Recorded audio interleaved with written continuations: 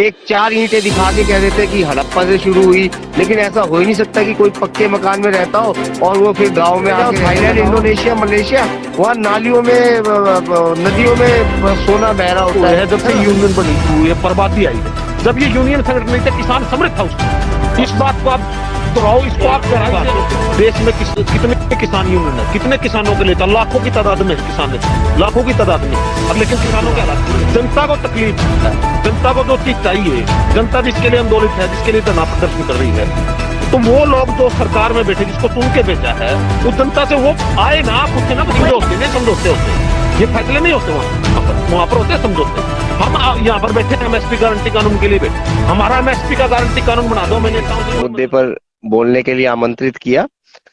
असल में बात यह है कि जो भी सारा सिस्टम है वो एक तरीके से व्यक्तिवादी सिस्टम है, और इसमें ऐसा नहीं है कि सामूहिक रूप से यदि आप कोई भी कार्य करते हैं तो उसमें आपको नेता नहीं चाहिए होता, नेता उसमें भी चाहिए होता है। लेकिन यहाँ पे क्या होता है कि जो ये व्यक्तिवादी सिस्टम है, इसमें एमपी बनना है, एमएलए बनना है, सरपंच बनना है, तो जो जो सीधे और शरीफ लोग होते हैं, समूह की तरह, जिनके स्टेक्स टिके रहते हैं, वो आपके पीछे खड़े होते हैं। देखिए बहुत सारे लोग जो है हुल्लड़ काटते रहते हैं कि हमें पानी नहीं दिया गया, पानी नहीं दिया गया, और जो कि एक तरह से बेबुनियाद आरोप है समाजों पे लगाना। लेकिन उनको कभी आपने कभी देखा है कि पानी 20 रुपए लीटर बिक रहा है दुकानों पे, कभी उसका विरोध करते हुए देखा है उन्हें? नहीं, क्योंकि सब कुछ कॉम्प्रोमाइज है। तो इस सिस्टम को इस तरीके से बनाया गया है कि इसमें हर कोई जो है विरोध भी करता है तो वो सरकार के अंडर आके करता है, जिसमें कि जो आजादी है और उसके भी एक संकुचित दायरे। जो देव भाई ने कहा वो ये कहा कि भाई जो पानी बिक रहा है, मतलब जो हम चीज ले रहे हैं हम लोग, वो चीज हमें कह दिया जाता है कि ये ठीक नहीं है। ठीक वो है जिसका प्रचार हो रहा है, जिस पानी से हमें इम्यूनिटी डेवलप हो रही है, वो इम्यूनिटी के लिए आप अलग से दवाइयां लीजिए, अलग से गोलियां लीजिए, लेकिन इम्यूनिटी अगर आपकी नेचुरली डेवलप हो रही है तो वो नहीं। आपको प्योरीफाइड पानी, प्योरीफाइड फर्श, सब चीजें जो है उसको आप एक्सट्रीम पर ले जाने की बात होती है, और उसके बाद आप इम्यूनिटी आपकी खत्म हो जाती है तो फिर आपको इम्यूनिटी भी अलग से बेची जाती है। ये एक बात है। लेकिन हमारा जो चर्चा का विषय है वो ये है कि भाई जो सरपंच की बजाय हम लोग ये कहें कि जो किसान मजदूर के जो नेता होते हैं, जो संगठनों के नेता होते हैं, वो लोग बार बार बिक जाते हैं। उसमें जो मैं अपनी तरफ से, अगर मैं सुमित चिकारा हूँ, यहीं से टिकरी बॉर्डर किसान मजदूर उत्थान मोर्चा, मेरा ये मानना है कि लोग जो हैं, जो किसान नेताओं पे भरोसा करते हैं, और किसान नेता उनके काम करते हैं, उनको समर्थन देते हैं, उनको सहयोग भी करते हैं, कहीं आने जाने में, कहीं जहाँ रुकते हैं वहां खाने पीने का अरेंजमेंट करते हैं। प्रोग्राम जब करते हैं तो उसमें जो है समय लगता है और पैसा लगता है, तो वो पैसा कहाँ से आएगा? तो जब भी कोई मूवमेंट खड़ी होती है तो किसान नेता आगे आ जाते हैं, और किसान नेताओं में आपस में होड़ रहती है कि अग्रणी बनने की। उसकी वजह भी यही है कि समय आने पर उसको बार्गेनिंग की जा सके, सरकार के साथ बात की जा सके, और उसके बदले में पैसा लिया जा सके, ताकि वो अपने कार्यकर्ताओं को जोड़ सके। तो एक तरह पॉलिटिकल कार्यकर्ताओं की तरह से, पॉलिटिकल सिस्टम की तरह से ये चल रहे हैं। इसके बारे में सुखबीर पिचबड़ी जैसे ये बात, ये जो गुस्सा होता है ना लोगों को, उसको ये सरकारों द्वारा ही प्रायोजित लोग होते हैं, कॉर्पोरेट द्वारा प्रायोजित लोग होते हैं। आप सोचते हो ये नेता है, ये मुद्दे, किसी भी मुद्दा इनको देके, और ये लोगों को जो गुस्सा है उसको ठंडा करते हैं ये लोग।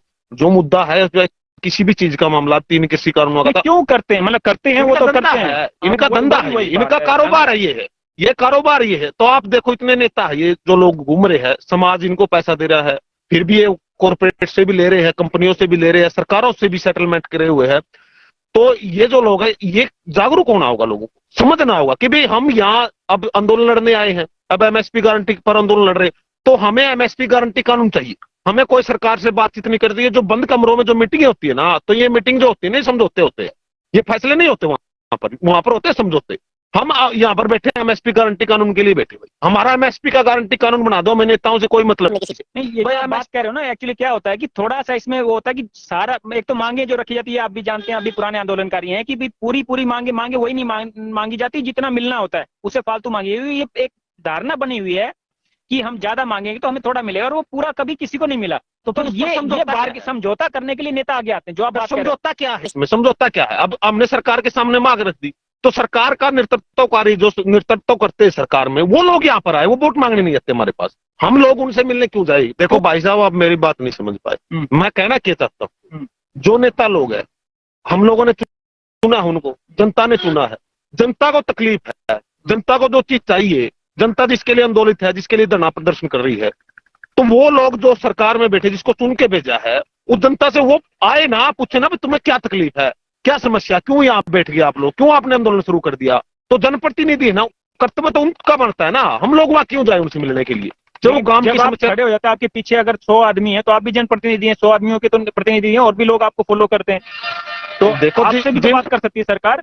वहां जब जाते हैं जो लोग, वहां मीटिंगें होती है, बंद कमरों में मीटिंग होती है, वहां समझौते होते हैं, मैनेज होते हैं लोग। और तो आप अगर इतिहास में जाओगे, जब इस देश के अंदर ये जो किसान की बात है ना, इस देश में कोई मजदूर तो था ही नहीं, कोई नौकर नहीं था, किसान ही था। किसान उद्योग प्रधान देश रहा है, किसानों का देश रहा है ये। किसान ना तो मजदूर था और ना ही नौकर था। इन नेताओं ने किसान को मजदूर भी बना दिया और नौकर भी बना दिया। जब से ये संगठन बनने शुरू हुए हैं, जब से यूनियन बननी शुरू हुई है, बर्बादी आई है। जब ये यूनियन संगठन नहीं था, किसान समृद्ध था उस समय। इस बात को आप दोहराओ, इसको आप गहराई से बिल्कुल। एक और बात इसमें ऐड करूं कि भाई जो हम लोग उगा रहे हैं, जो किसान उगा रहा है ना, वो किसी फैक्ट्री में नहीं उगता। इस चीज को हम अपने हल्के में ले रहे हैं कि हम उगा रहे हैं, तो ये जो है लोग इंडस्ट्री की तरफ भाग रहे हैं। जब सभी लोग इंडस्ट्री की तरफ भागेंगे तो खाएंगे क्या? तो लेकिन हम अपनी चीज पे कंट्रोल नहीं कर पा रहे हैं, और इसके बीच में हमारे नेता आ जाते। दिक्कत यह है कि हम जब किसी का विरोध करते हैं तो लोग हमारे पे विश्वास करके और हम ही को नेतृत्व दे देते हैं कि भाई तुम बन जाओ, क्योंकि उन्हें कोई ना कोई आदमी चाहिए। हम लोगों के प्रति जवाबदेह नहीं रहते। वो जब किसी को हम नेता बनाते हैं तो अपनी अपनी चलाता है, और उसके बाद में वो समय आने पर उसको बेच देता है, मतलब उसके साथ बार्गेनिंग करके और कुछ पैसे अपना फायदा मुनाफा उठा लेता है, और वो आगे तक कार्यकर्ताओं को उसके साथ जोड़े रहता है। ऐसी बात है। तो इस बारे में आप क्या? तो भाई तो मैं बोल रहा हूँ, देश में किसानों की बात है, देश में कितने किसान यूनियन है, कितने किसानों के नेता, लाखों की तादाद में है किसान नेता, लाखों की तादाद में है। अब लेकिन किसानों के हालात बुरे हैं, कोई समस्या का समाधान। ये नेता है तो समस्या है, नेता जब नहीं होंगे तो समस्या भी नहीं होगी। ये नेता ही समस्या है। ये कोई भी फैसला नहीं होने देते, और अपना जो व्यक्तिवाद है, जो अपना स्वार्थ है, वो अपना स्वार्थ सिद्ध कर देते हैं और लोगों को बेच देते हैं। 2 बार हो चुका है इसमें। नहीं, ये जो आप जो कह रहे हैं नेता प्रॉब्लम है, लेकिन ये समझिए नेता नहीं होते तो लोगों को बरगलाया जाता है। हमारे बीच में अगर जो है दूसरी तरफ संस्था जो है, जो हमारी सरकार है, वो हमारे बीच में आदमी भेज के हमारे को कहते हैं तुझे क्या फायदा है, तू किस लिए लड़ रहा है, तुझे क्या मिलने वाला है, तू क्या नेता तो किसी को बनाते ही नहीं हम लोग, तू क्या निकालेगा इसमें से। तो लोग जो ये नेता ही बार बार किसानों की, मजदूरों की बात तो उठाते हैं। हमें दिक्कत ये बात है, ये उठाते हैं ठीक है, लेकिन ये जब उसको कॉम्प्रोमाइज करके मुनाफा लेके चले जाते हैं तो वहां पे लोग विचलित रह जाते हैं। जो लोग जो पूरी अपनी हर एक सारी भावनाएं, सारे काम का छोड़ के इनके लिए हम जो बैठे थे, इसलिए बैठे थे कि हमने 13 महीने लगा दिया भाई, अब हम क्यों जाएं। हम एमएसपी, हमारे यहाँ पे किसान को जो मिल रहा है वो एमएसपी नहीं मिल रहा, किसान की सुनवाई नहीं हो रही, ये सब दिक्कतें हैं। फिर भी आप उठ के चल दिए, कुछ लेके नहीं जा रहे। 3 कानून हमारे ऊपर थोप दिए थे, वो वापस ले लिए। तो अभी हमें झुकने की जरूरत क्या? हमारी बार्गेनिंग तो कोई, हमारी बात तो हुई नहीं। मोदी ने बिना बातचीत के, क्योंकि 21 जनवरी पहले मतलब 9 महीने पहले के बाद से कोई बात ही नहीं हुई थी किसी से भी, सरकार ने कोई न्योता नहीं दिया था। तो ये चीजें जो है कि वो बार बार आके और वो लोग कहते हैं मेरे साथ इतने लोग हैं। वो इतने लोग क्यों हैं? क्यों उनके पीछे जाना, उनके लिए गाड़ी में तेल खर्च करना, वो पैसा कहाँ से आएगा? तो अगर वो पैसा सरकार से लेते हैं तो इसमें जो है कुछ लोगों के साथ धोखा होता है, लेकिन उनके संगठन के लोगों के साथ तो धोखा नहीं होता। भाई मेरी नजर में तो इस समस्या का एक ही समाधान है कि जो बंद कमरे में जो मीटिंगें होती है ना, इन मीटिंगों में जाना बंद कर दिया जाए, और खुले में समझौते हो, खुले में फैसले हो, लोग आमने सामने बैठे और लोगों को सुने, वो दिखाई। बिचपुरी जी की बात से मैं पूरी तरह भी सहमत नहीं हूँ कि सारे नेता गलत होते हैं। एक्चुअली जिस तरीके से मुद्दे उठाए जाते हैं वो एक समय पे आके नेता जो है कॉम्प्रोमाइज की स्थिति में पहुंच जाता है। उससे ज्यादा आगे बढ़ाने के लिए जो है एक बौद्धिक जो दर्शन होना चाहिए वो हमारे पास नहीं है। बेसिकली हमारी जो दिक्कत है वो 1991 की जो आर्थिक क्रांति हुई, या आर्थिक उदारीकरण, क्रांति नहीं कहूंगा मैं उसे, उससे शुरू होती है, और हरित कृषि से। उसके बाद ही गांव जो है शहरों के डिपेंडेंट होने लगे। तो जब सही प्रोस्पेक्टिव में हमारी समस्याएं ही नहीं उठाई जाएगी तो उसका समाधान कैसे होगा? मान लो 3 कानून के लिए हम लोग यहाँ सड़कों पे आए, वो हट गए, तो सरकार उन नेताओं से कहेगी भाई तुम्हारे लोग तो मान रहे, तुम ही अड़ रहे हो बीच में, है ना। तो ये कॉम्प्रोमाइजेबल स्थिति होती है।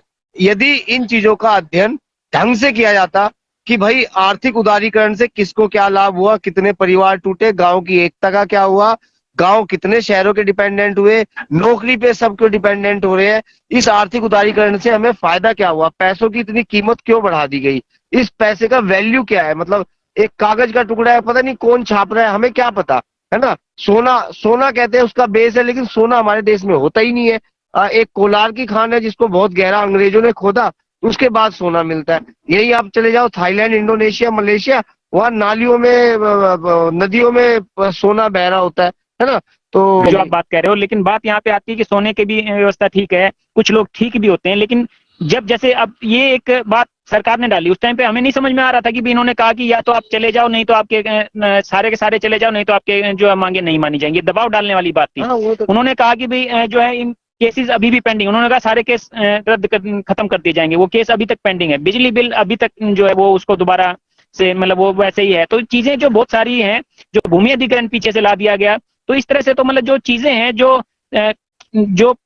ये आपका कार्टेल सिस्टम कह लो, जो ये पूंजीपति लोग हैं, कंपनियां हैं, ये आपके ऊपर दबाव बना रही है, सब कुछ आपसे ले लेना, जमीन भी ले देना चाह रही हैं, और जो है आपसे आपकी जमीन आपसे लेके और आपको वापस यही सामान, खाने का सामान जिसके बिना आप नहीं रह सकते, महंगा मिलने की कोशिश कर रहे हैं वो लोग, इस पे कब्जा कर रहे हैं, आपके जो रोजी रोटी है, खाना है, रिसोर्सेज हैं, उन पे कब्जा कर रहे हैं। तो इसके लिए जो है किसान क्यों नहीं आगे आ रहा है और क्यों नहीं समझ रहा है, ये नेता उसमें बरगला देते हैं। असल में असली दिक्कत आई है बुद्धिजीवी वर्ग की वजह से, जो कि बुद्धिजीवी है नहीं, जो कि एक घटिया और जिसे कहते हैं दलाल टाइप का आदमी है। एक प्रोफेसर भी ये कहता है कि सभ्यता जो है शहरों से शुरू हुई भारत की, लेकिन कौन सी सभ्यता शहरों से शुरू हुई है? सभ्यता भारत की गांव से शुरू हुई है। एक 4 ईंटें दिखा के कह देते कि हड़प्पा से शुरू हुई, लेकिन ऐसा हो ही नहीं सकता कि कोई पक्के मकान में रहता हो और वो फिर गांव में आके रहने लगा हो और उसे सुविधा चाहिए नहीं, और वो कच्चे मकानों में रहना शुरू कर दिया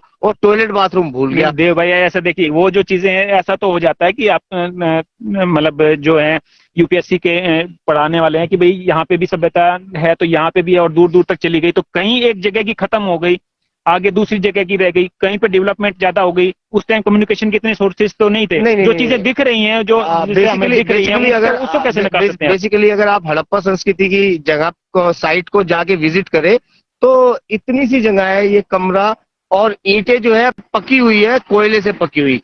कोयले से पकी हुई ईंटें जो है वो फ्रेंच लोग लेके आए थे यहाँ पे और डच लोग लेके आए थे, तो उसका सवाल ही नहीं। जब लेकिन जो प्रोफेसर रैंक पे लग गया वो रीजनिंग नहीं कर सकता, क्योंकि उसे नौकरी करनी है और उसे अपने हित अपने साधने हैं, है ना। नहीं, ऐसे फ्रेंच को, डच को किसने रोका कि वो अपना प्रभुत्व दिखाएं, वो कहें कि हम लोग ये लेके आए थे? हम लोग कह रहे हैं उनको, हम जब कह रहे हैं कि हड़प्पा हमारी संस्कृति डेवलपमेंट हुई है, तो वो भी तो रोकेंगे, वो भी तो कहेंगे कि हमारे से आया है। असल में तो ये चीजें चर्चा थोड़ा सा अलग हो जा रही है, क्योंकि आप टॉपिक थोड़ा डिरेल हो रहा है, लेकिन अलग अलग पॉइंट को जोड़ के ही हम किसी निष्कर्ष पे पहुंच सकते हैं। सारी दुनिया दुखी है जिसको हम सरकार कहते हैं उससे, और पूरी दुनिया में ही ये वर्ल्ड वाइड सिस्टम है व्यक्तिवादी, ठीक है। तो इसमें परिवारों को तोड़ा जाता है, समाज को तोड़ा जाता है ना। नेता और लोगों के बीच में जो गैप बन जाता है, बीच में लोग भी जो आ जाते हैं, वो बीच में गैप बनाने का काम करते हैं। सिर्फ नेता ही गैप नहीं बनाता, नेता अपने कुछ लोगों को बता देता है और बाकी लोगों को नहीं बता। वो बीच में नेता जो है, नेता के बीच में जो लोग आते हैं बिचौलिए, वो गैप बना देते हैं नीचे के लोगों में,